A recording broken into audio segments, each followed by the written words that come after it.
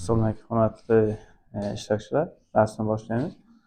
Bugun darsimizda startaplar uchun dinamik SWOT va NST noma'lumlikni boshqarish, ya'ni siz oldin bozorga chiqishingizdan oldin nima ma'lumotlarni tahlil qilish kerak yoki bozorga chiqqandan keyin qanday ma'lumotlarni tahlil qilish kerak va buni tahlil uchun an'anaviy usullar bor. SWOT va NST deb nomlanadi. Uni Learn metodikasi, ya'ni Learn Startup metodikasi asosida kamroq o'zgartirilgan ko'rinishda taqdim etiladi hozir bugun darsda. Ularni ko'rib o'tamiz. Xo'p, an'anaviy reja illyuziyasi. An'anaviy SWOT NST tahlil bozor va mahsulotni oldindan ma'lum deb hisoblaydi. An'anaviy biznesda odatda SWOT va NST tuzishadiganda harakat qilishadi. Ular bir marta tuzishadi, shu bilan esdan chiqarishadi. Lekin startapda bunday emas. Startaplar dinamik o'zgarib turadi. Shuning uchun har doim yangi modelni qidirib turish kerak. Statik va dinamik usullardan foydalaniladi. An'anaviy SWOT NSTlar bu yerda ishlamasligi mumkin. Shuning uchun Learn Startup metodologiyasiga ko'ra o'zgartiriladi. Muvaffaqiyatli startaplarning 3dan 2 qismi o'z yo'lida dastlabki rejalarni keskin o'zgartirishadi. Ko'pgina kompaniyalar esa buni o'zgartirishmaydi. Bir marta SWOT va NST analiz qilishadi. Shundan keyin biznes planga o'tishib, o'sha biznes planlarni bajarishadi, biznes rejalarini. Startaplar esa har doim o'zgarib turishi kerak, bozorni tahlil qilish kerak, bozorni o'rganish kerak va qayerdadir burilib o'zgarib turishi kerak bo'ladi. Xo'p, SWOT va NSTni quyidagi kitoblar asosida biroz o'zgartirdik, ya'ni Learn Canvas, Learn Startup, Zemon Test, innovatsion hisob-kitob vositalari yordamida quyidagicha o'zgartirildi bu yerda. S strings o'ziga xos ustunlik, ya'ni Learnda Unified Advantage'ga o'zgartirildi. Weakness 3ta asosiy xatarlarga o'zgartirildi. Opportunity bu yerda muammo va yechimga mosligligini. Threats bu haqiqiy raqobat haqidagi yolg'onlar, raqobat qanday turlari bor va yolg'onlarni qayerda yolg'onlar borligi haqida ko'rib o'tiladi. Bozor dinamikasi, NST esa bozor dinamikasi va OMTM deyiladi. Bu o'sha yagona metrikaga bog'liqlik tomoni o'shalarga o'zgartirildi. Hozir shularni ko'rib o'tamiz. Kuchli tomonlari o'ziga xos ustunlik, ya'ni Unify. Siz mahsulot yaratayotganingizda mahsulot unikal bo'lishi kerak. Jason Colqin ta'kidlagandek, osongina ko'chirib yoki sotib olinib bo'ladigan narsani har doim nusxalab olish mumkin. Sizda quyidagi o'ziga xos tomonlar bo'lishi kerak, ya'ni insider ma'lumotlari, insider information keng tarmoqqa ega bo'lishingiz kerak hamda hamjamiyatingizni rivojlantirish kerak. Bundan tashqari SEO reytingi va mavjud mizozlar bazasi kattaroq bo'lishi kerak. Shu orqali siz o'zingizni Unified Advantage'ni yaratasiz, ya'ni o'ziga xos tomon ustunligi. Boshqalardan, masalan, siz bozorda birinchi kirganingizda bozorda bunday mahsulot bo'lmasligi mumkin yoki bunday xizmat turi bo'lmasligi mumkin, lekin keyinchalik sizga agar osongina nusxalab olish mumkin bo'lsa, sizni mahsulotingizni demak nusxalab olishadi. U vaqtda sizga quyidagi 4 ta element kerak bo'ladi. Tushunarli? Keyingisi har doim zaif tomonlarni bilish kerak, ya'ni farazlar sinovdan o'tkazish kerak. Bu quyidagi xatarlarga bog'liq, ya'ni 3 ta xatarga bog'liq. Bu birinchisi mahsulot xatari, mahsulot to'g'ri yaratish kerak. Uni qura olamizmi? Rosondan kuchimiz yetadimi? Rosondan o'sha elementni yaratish texnologiyalari bormi? O'sha texnologiyani yaratish uchun sarflangan vaqt bizga yetadimi yo o'tib ketib qolmaydi? Bozorni egallab olish xatari bor, masalan, ular yechim uchun pul to'laydimi bozordagilar yoki to'g'ri narx qanday qo'yiladi? Eng katta muammolardan biri o'sha bozorga chiqishda to'g'ri narx qo'yish kerak. E, Shuning uchun birinchi navbatda mijozlarni o'rganish kerak. Keyingisi mijozlar xatari, ya'ni mijozlarga boruvchi yo'lni topish kerak. Dastlabki qabul qiluvchilar qanday aniqlaymiz? Bu asosiy uchta risk tomonlari, ya'ni o'sha xatarlar yoki tavakkalchilik deb ham aytish mumkin. O'sha tavakkalchilik qismi hisoblanadi. Ho'p, imkoniyat, muammo va yechimlarni mosligi. Imkoniyat bu shunchaki bozorga boshliq emas, balki mijozning tasdiqlangan va og'riqli muammosini o'rganish kerak. Bu imkoniyat bizda nima deydi, bo'shliq emas. Ho'p, muammoni yechishdan oldin, masalan, siz dastur tuzmoqchimisiz? Dastur tuzishdan oldin nima qilish kerak? Birinchi navbatda quyidagi savollarni berishimiz kerak. Bu mijoz haqiqatan ham xohlaydigan narsami? Ya'ni must have'mi? Mijozlarga rostdan kerakmi u? Ikkinchisi, ular buning uchun pul to'laydimi? Siz muammoni topdingiz, o'sha muammoga rostdan mijozlar pul to'laydi. Keyingisi, uchinchisi, buni hal qilish mumkinmi? Boya aytib o'tganingizdek, buni hal qilish uchun sizda g'oya bo'lishi mumkin, lekin texnik imkoniyatlar, boshqa tomonlama imkoniyatlar bo'lmasligi mumkin. Masalan, dastur tuzmoqchisiz, lekin aytaylik operativ xotira, tezkor xotira yoki uni masalani yechish uchun kompyuterning kuchi yetmasligi mumkin. Qandaydir muammo bor, lekin muammoni yechishi texnologiyasi yo'q. Texnologiya kuchingiz yetmaydi yoki hozirgi yaratilgan zamonaviy texnologiyalarni ham nima deydi, kuchi yetmaydigan darajada bo'lishi kerakda. Siz nima masalangiz dedingiz? Fintechda, fintechda aytaylik, sizga muammoni o'rgandingiz, topdingiz, o'sha muammoni yechish uchun texnologik yoki dasturiy ta'minot jihatdan yetarlimi deb o'ylaysizmi? Hozirgi kunda ayting.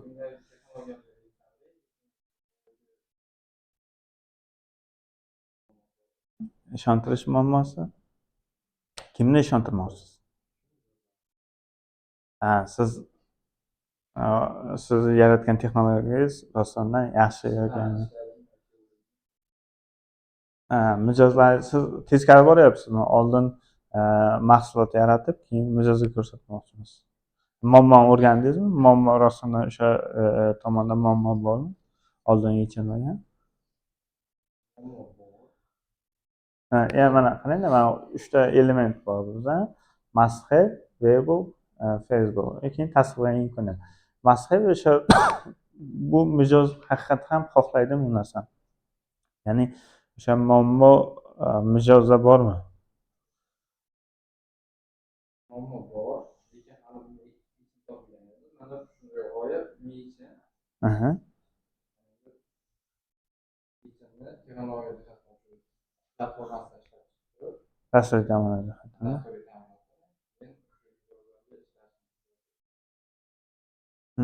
O'sha dasturiy ta'minotni hisoblab ko'rish kerak. Agar o'zingiz dasturchi bo'lmasangiz, masalan, bu hal qilish uchun imkoniyat bormi? Masalan, aytaylik, meta olam yaratish kerak, to'g'rimi? Virtual olam deb aytaylik, siz balkim sizga boshqacharoq virtual olam yaratish kerak, lekin virtual olamda odamlar bir-bilan muloqot qilish uchun aytaylik, hali texnik jihatdan imkoniyatlari yo'q bo'lishi. Masalan, 5G, 4G'larda ham kuchi yetmaydi-da, o'sha nima deydi, katta ma'lumotlar yuborish uchun yoki qabul qilish uchun. Shunday, masalan, Facebook tomonidan meta e'lon qilishdi, virtual reallikda, masalan, katta ular ham e'lon qilishyapti.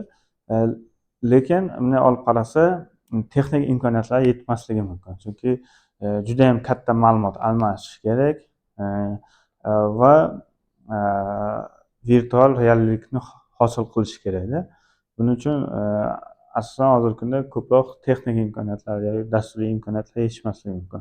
Lekin odamlarda qiziqish bor. Mana virtual olamda hozir masalan yangi yo'nalishlar ochilishi kerak o'zi. Shuning uchun mana bularga savolingizga javob bo'lmasa, startapingizni chiqarish qiyin bo'ladi.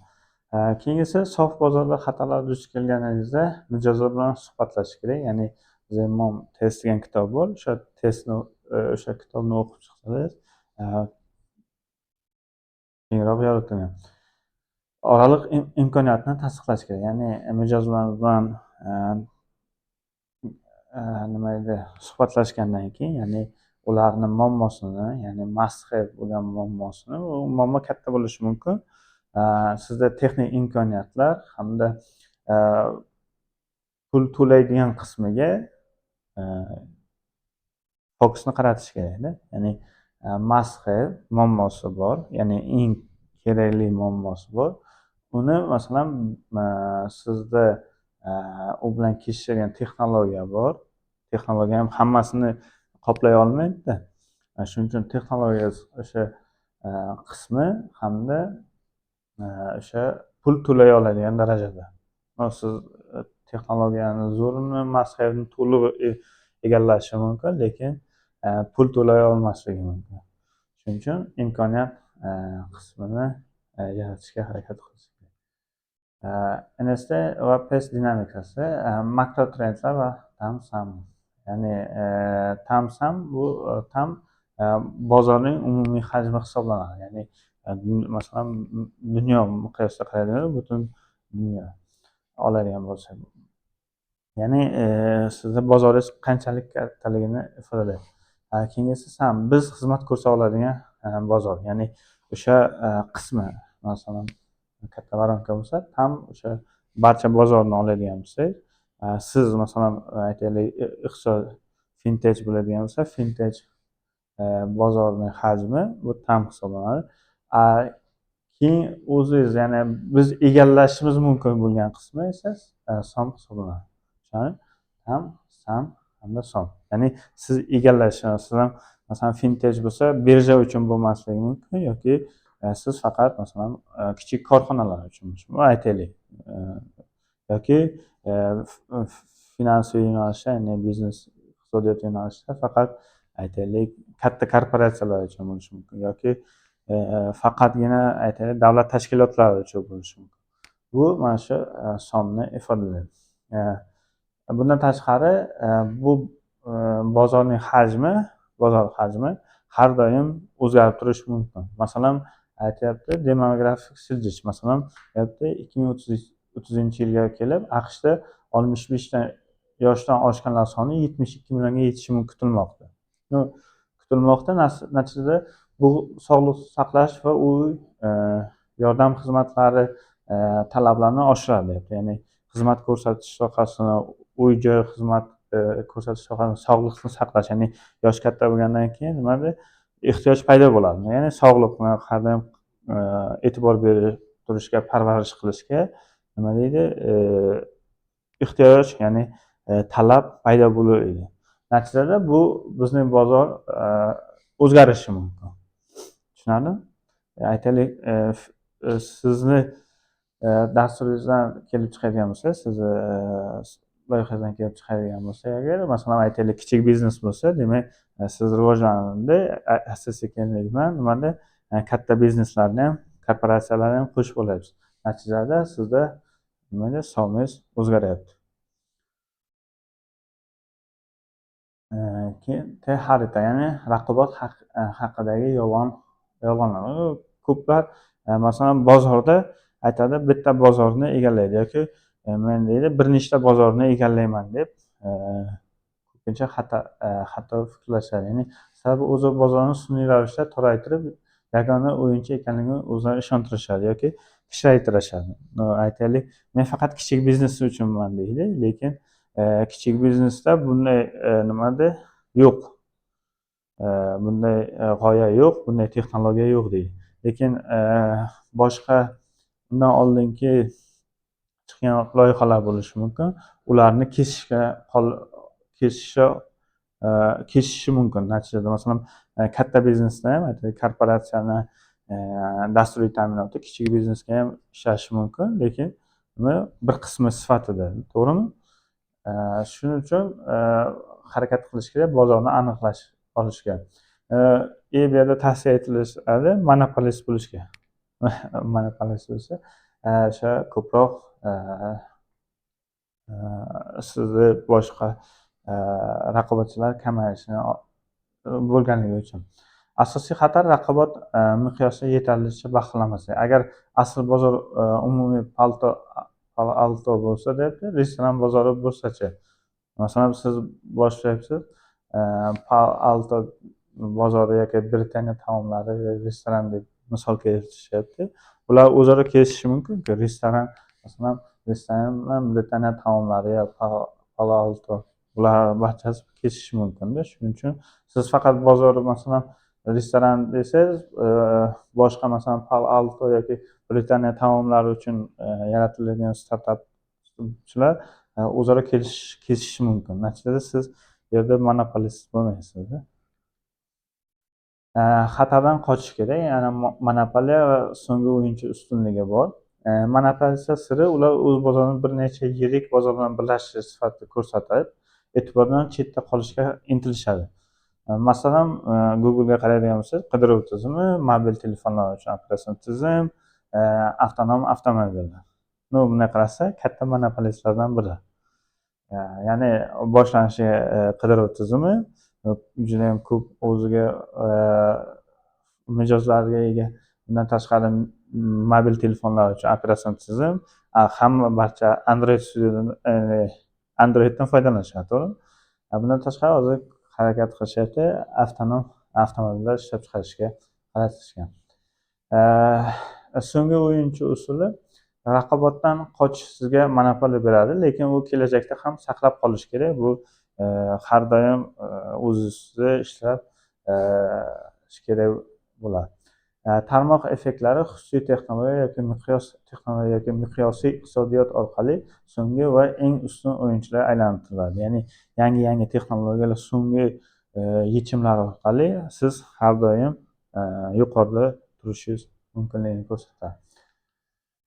Xo'p, haqiqiy o'lchash intuitsiya emas. Masalan, o'tirasiz, g'oya qilasiz, intuitiv sizga nima deydi, bu bo'shliqda aslida intuitiv hisoblasangiz, masalan,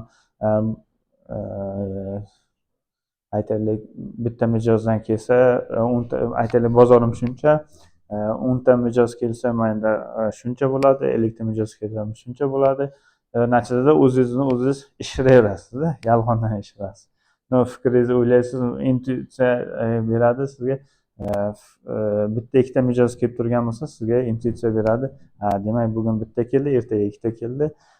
Natijada geometrik progressiyada o'sib ketaman deysiz, lekin aslida arifmetik progressiyaga ham bormaysiz.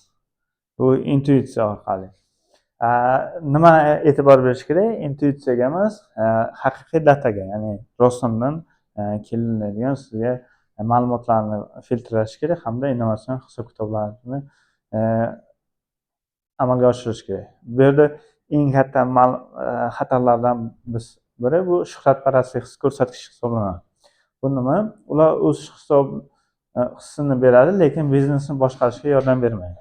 Ya'ni sizda bitta mijoz keldi, ikkita mijoz keldi, siz ta'minlayapsiz yoki marketing orqali yoki PR orqali birdan o'ssangiz, nima deydi, hamma joyda sizni gapirishyapti. Bu shuhratparastlikka olib keladi. Bu yerda e'tibor berish kerak.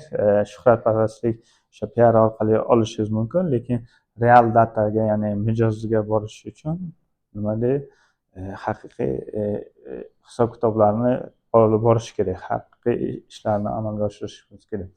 Ya'ni innovatsion hisob-kitobni amalga oshirish dastlabki kunlar ma'lumotlar yetarli emas. Tadbirkor binodan chiqib, mijozlar bilan, ya'ni xayolparastlik qilmasdan, mijozlar bilan muloqot orqali intuitsion raqamlarga aylantirish shart. Ya'ni siz o'ylaysiz, men shuncha odamlarga sota olaman, lekin odamlar bilan, ya'ni mijozlar bilan gaplashganingizda aslida bunday bo'lmasligi mumkin.